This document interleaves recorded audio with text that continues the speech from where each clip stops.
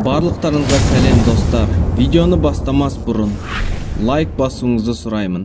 Және де видеоролик ұнап жатса, достарыңызбен бөлісіп, арнаға тіркелулеріңіз өте маңызды. Арнаның ары қарай даму және менің сіздерге арнап жаңа видео шығаруым тікелей осыған байланысты. Сіздерге алдын ала рахмет. Коронавирус індетіне байланысты жазғы трансфер нарығы әлі толық күшіне енбеді. Кейбір мемлекеттерде трансфер терезесі әлі ашылмады да. Оған қарамастан бірнеше қызықты трансферлер орын алып үлгерді. Және де мен сіздерге арнап осы күнге дейін орын алған ең қымбат 10 трансферлер тізімін жасап қойдым. Тізім ойыншылардың трансфер бағасының аздан жоғарыға дейін жасалған.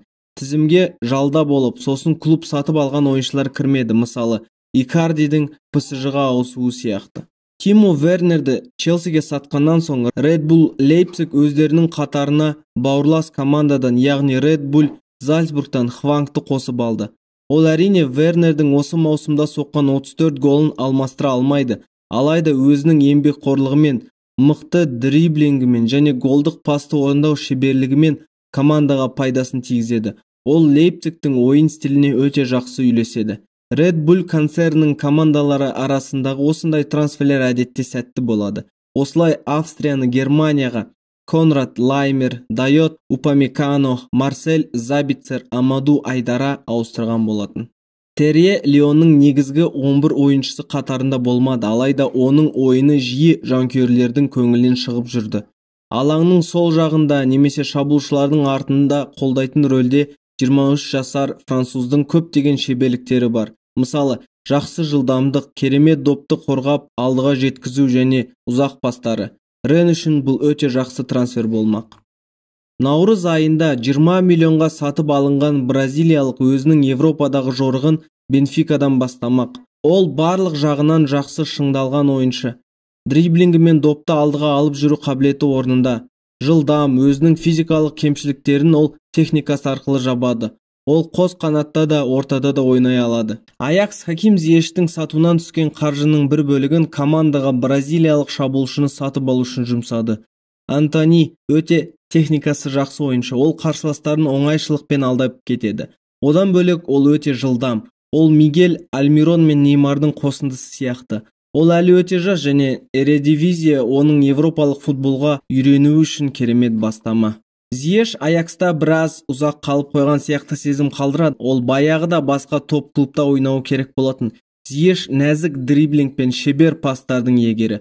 Оның сол аяғы көптеген кереметтер орындай алады. Аякстың жоғарғы прессинг системасында ол допсыз да тамаша ойын көрсетті. Бір ғана қорқыныш тудыртатын сәт оның физикалық қақтығыстарға толы ағылшын премьер лигасында жарақат алып сынып қалмасы. Бірақ Хаким допты өзінде көп ұстамайтын футболшылардың бірі. Сол себепті бұл Хаким үшін де, Челси үшін де проблема тудырмайды. Боруссия Дортмундта өткізген 2 жылда ол өзін әлемнің ең үздік жас шеткі қорғаушылардың бір ретінде дәлелдеді.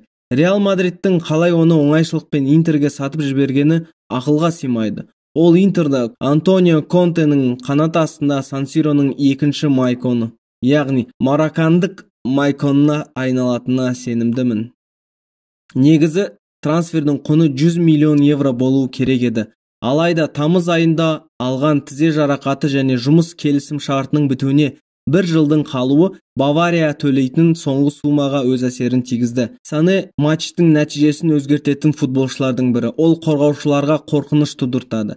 Оның жойқын соққылары мен креативті іс-қимылдары Баварияға көп көмегін тигізеді. Челси маусым айында Ливерпульдің мұрны астынан Вернерді алып кетіп әлемді таң қалдырды. Лейпцигте ол өте маңызды ойыншы болды.